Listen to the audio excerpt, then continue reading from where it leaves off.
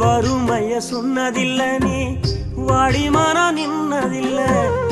எதையுமே தனக்குன்னு நீ இதுவரை என்னதில்லை சொத்து சுகம் வந்ததில்ல ஒரு சொந்த அள்ளி தந்ததில்ல எத்தனைய துன்பத்திலும் நீ யாரையுமே நுந்ததில்லை உழைச்சி